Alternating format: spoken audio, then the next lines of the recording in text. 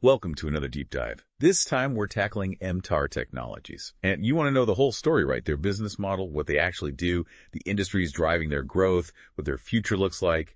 It's a lot to cover. It is, but it's a fascinating company. I mean, they've had their hands in some really crucial tech in India for decades, like nuclear power and rockets. Oh, yeah, and the fuel cells that power those giant data centers, right? Exactly. We've got annual reports, conference call transcripts, all that good stuff to really dig in. Awesome.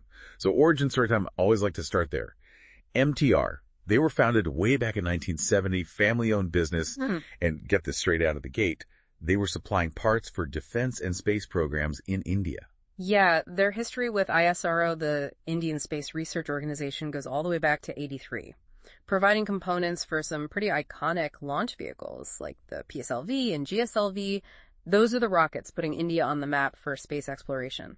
So, high-tech, mission-critical stuff right from the start. I mean, that kind of sets the tone for their core expertise, right?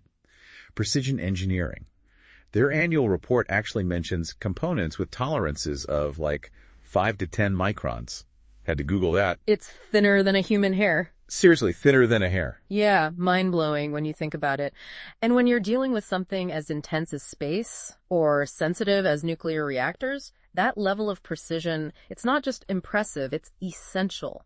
One tiny flaw, could be disastrous. Makes you realize that every time India launches a rocket or a nuclear power plant comes online, there's MTR in the background making sure things are running smoothly, safely. Absolutely. And that same expertise has taken them into some pretty diverse fields. Shall we break down their business segments a bit? Yeah, definitely. I'm especially interested in the clean energy side of things.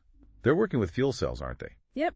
They're a longtime supplier to Bloom Energy, been doing it for over 12 years, actually. And it's not just the same old, same old. They've constantly expanded their capabilities, adding new products, sheet metal components, enclosures for the fuel cell systems. So not just parts, but increasingly complex systems. Exactly. And now they're even making these things called ASP assemblies. Okay, gotta admit, had no clue what an ASP assembly was before reading this. Care to enlighten us? Picture it as the heart of the fuel cell system, where the magic happens, the energy conversion. These are super complex, multiple components that need to be perfectly integrated, got to be sealed right for it to work efficiently. MTR has mastered making these things. So adding more complex products, they've actually increased their value to Bloom Energy.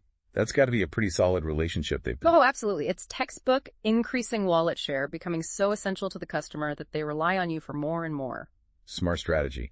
And it's not just fuel cells. I saw their annual report mentions hydropower, waste-to-energy projects too. You're right. And they're even looking at wind energy, battery storage, hydrogen storage, exploring it all. Wow, they're really riding this global shift towards renewables. Seems like a good business to be in right now. It is. But that's just one segment. We've also got civil nuclear power. Now, this is where things get really interesting for me.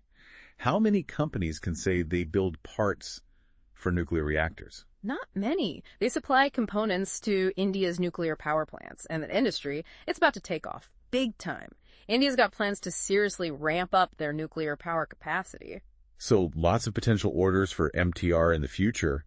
What kind of parts are they actually making for these reactors? It can't be easy stuff. You're telling me over 15 different products, all for the nuclear island. That's the reactor core in technical terms. And here's the kicker. They can supply components for the entire core. Whoa, that's huge E. Like they're right at the center of India's nuclear energy program. Yep. And they're not just sticking with what we've got now. They're involved in R&D for future nuclear tech, too. Always a good sign when a company's thinking long term. Speaking of which, space exploration, 40 years working with ISRO. That's got to be some kind of record. It is. And it's not just history. They've got components going up on India's next lunar mission, Chandrayaan-3, and the Aditya L1 mission. That one's going to study the sun. It's kind of wild, right? A company right here in India playing a part in these groundbreaking missions, designing something to withstand the conditions of space. That can't be a walk in the park. It's not. It's material science, thermodynamics, all that super complex engineering stuff. Really got to know your stuff. Okay, so clean energy, nuclear power, space. What's that fourth segment again? The roots defense. Right. That's where they got started. What are they building for the defense sector these days? All sorts of critical components. Ball screws, for one. Those are essential for precise movement in weapon systems, aircraft, you name it.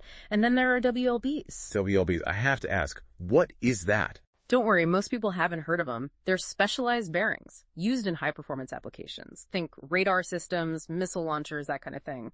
And it's not just India. They actually supply to an Israeli defense tech company, too. Adding some international flavor to their business.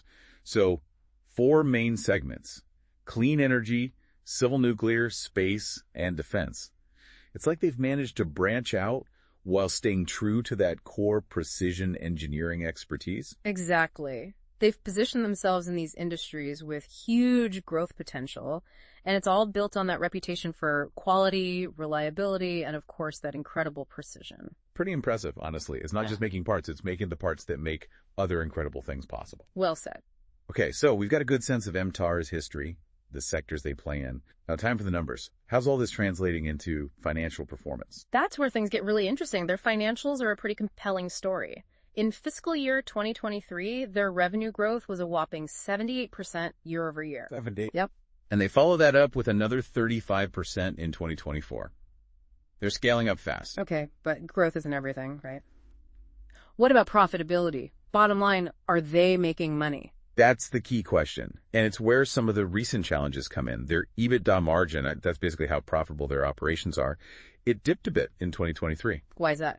Annual report points to salary corrections. Sounds like they realized to stay competitive, attract top talent, they needed to invest in their workforce. So, short-term hit to the margins, but setting themselves up for the long run makes sense. But are they back on track now? Seems so. They're projecting a solid 22% EBITDA margin for FY 2025. Plus, they ended FY 2023 with a seriously strong order book. We're talking about Rs 11,729.46 million. Okay, so a healthy pipeline of projects lined up. For sure. And their management's guiding for 35% revenue growth in FY 25. Continued strong growth in the space segment, and potentially civil nuclear picks up even more steam from 2026 onward. They're not just riding the wave, they're expecting it to get bigger. Exactly. And they've got a plan. Entering new areas like oil and gas, energy storage, expanding that customer base, securing long-term agreements so there's more predictable revenue coming in. Sounds pretty positive so far. But gotta ask, what could slow them down? What are the risks, the challenges? Well, no business is perfect, right? One thing MTAR's been working on is their working capital cycle. Okay, that's where things get a little technical. Break it down for us non-finance folks. Imagine you're running, I don't know, a lemonade stand. You gotta buy lemons, sugar, cups, all that stuff before you can even sell a single glass. That's your working capital. The money tied up just to keep things running day to day. So the faster you turn those lemons into lemonade and you get paid, the better. Exactly. And that's where MTR has hit a snag. They have a lot of working capital tied up. Meaning it takes longer to get that money back. Yeah. And that can strain a company's resources, right? Big time. It limits what they can invest in for growth or even just managing day-to-day expenses smoothly. So it's no surprise they've made this a priority, making their working capital more efficient. But they've been growing so fast. Achieving that kind of expansion, A&D trying to optimize working capital, that's got to be tricky. Like juggling chainsaws on a unicycle. Takes serious skill. Well, hopefully they've got some financial acrobats on their team. But seriously, it says something about their management that they're handling these challenges while still putting up those impressive growth numbers. Couldn't agree more. It's growing smart, not just growing for the sake of it. Right. Now, another potential risk. Customer concentration. We talked about that in part 1 a bit. It's having all your eggs in a few baskets, which can be dangerous. Yep. If one of those big customers suddenly cuts back, it could really impact MTAR's revenue. And this is a real thing for them, isn't it? Their annual report actually mentions that most of their revenue comes from just a handful of key customers. It does. And investors are going to be watching that closely. They want to see MTAR spreading the risk, diversifying their customer base. It's a tough balance, though, right? Having those strong relationships gives you stability, predictable income, but then you're also vulnerable if something goes wrong in those relationships. It's the classic dilemma in specialized industries. You need those anchor customers to get going, but then you got to broaden your base to really thrive long term. So how are they tackling this? Are they just hoping for the best, or is there a plan? There's a plan. They're actively working on diversifying. We talked about expanding into new areas, energy storage, oil and gas. And they're looking to increase international business too. So not just new customers in the same old segments, but completely new markets, too. Exactly. And that MOU within space, developing that small satellite launch vehicle, that could open doors to a whole new set of customers in India's private space sector, which is exploding right now. It's like they're planting seeds in lots of different fields, hoping for a more diverse and resilient customer base to grow from it. Smart move. Any other issues that have popped up in the last couple of years? Besides that EBITDA margin dip and the focus on customer concentration, there's been some talk about execution challenges as they've scaled up so rapidly. Like what? What kind of challenges? Things like managing those complex supply chains, making sure quality stays high as they produce more and more, and finding and keeping skilled workers, which is tough in any market, but especially now. So it's not just winning the orders, it's fulfilling them smoothly and efficiently. You got it. And those operational hurdles can be just as tough to overcome as the financial ones. Okay, so working capital, customer concentration, and these execution challenges. MTAR's got a lot on their plate while trying to keep up this incredible growth. They do, but remember, challenges are part of any business, especially one growing this fast. It's how they respond that'll determine their success in the long run. Well said. We've covered a lot in part 2. Financials, challenges over the past couple of years, their growth strategy. Anything else we should touch on before wrapping up this part of the deep dive? Just want to emphasize that despite these hurdles, MTAR is clearly committed to tackling them head on, setting ambitious goals, investing in their people, diversifying their business. It's not just riding the wave, it's actively steering the ship. I like that. Not passengers, but captains. Makes me even more curious about what's next for them. That's the perfect question to lead us into part 3. We'll zoom out, look at the bigger picture, those industry tailwinds pushing MTAR's growth, forces way bigger than any one company, but creating huge opportunities for them. Sounds like a plan. Join us as we shift gears and explore those forces shaping MTAR's destiny. Welcome back for the final part of our MTAR Technologies deep dive. We've gone through a lot, haven't we? Their beginnings, all those different business segments, how fast they're growing, and even some bumps in the road they've had lately. Right, but now it's time for the big picture stuff. What's going on in the industries MTAR is a part of? That's what's going to shape their future. That's where we're headed. I keep hearing about these industry tailwinds, but I want to get why MTAR's in such a good spot to grow. What is it about these industries that's giving them this advantage? Okay, so clean energy first. The whole world's going renewable, right? Governments, businesses, everyone wants to cut down on carbon emissions. That means huge investments in clean energy tech.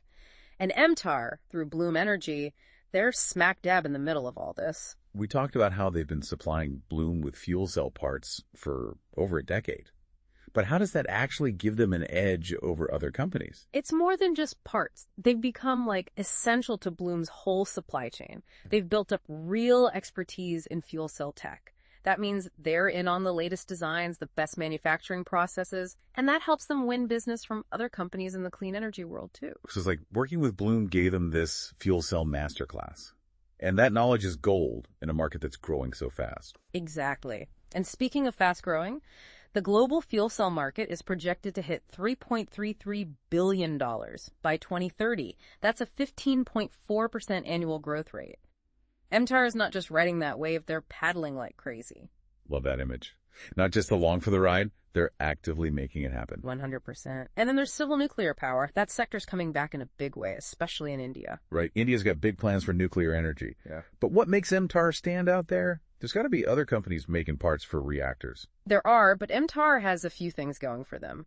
Decades of experience working with ISRO that demands the same crazy precision, same quality control as nuclear. So they're already set up for this. It's like they trained for the Nuclear Power League by playing in the Space Exploration League. Perfect analogy. Plus, they're one of the very few in India who can make parts for the whole reactor core from top to bottom. So for companies building these plants, MTAR is a one-stop shop. Huge advantage in such a complex, highly regulated industry. So experience, expertise, they can do it all. No wonder they're ready to take advantage of India's nuclear expansion. Exactly. And of course, we can't forget space. Everyone knows it's booming. But how is MTAR fitting into all that? Well, it's not just governments in the space game anymore. Private companies are launching satellites, doing space tourism. It's wild. Exactly. Creates a whole new market for companies like MTAR. Remember that MOU with Einspace? The one to develop a small satellite launch vehicle? Yeah. Seems like a genius move. gets them into the private space sector, and that's going to be huge in the next few years. It is. And it fits right in with India's goal to become a leader in space tech. They're not just building the hardware, they're building a whole space ecosystem. A launch pad for MTR's own growth, basically. You got it. Then there's defense, their old stomping ground. What's driving their growth there? Well, sadly, defense spending is up globally. But there's also this push for more advanced technology. Every country wants the best, most high-tech weapons for their military. And that's where MTR shines. Precision engineering, it's what those defense contractors need to build these super advanced systems.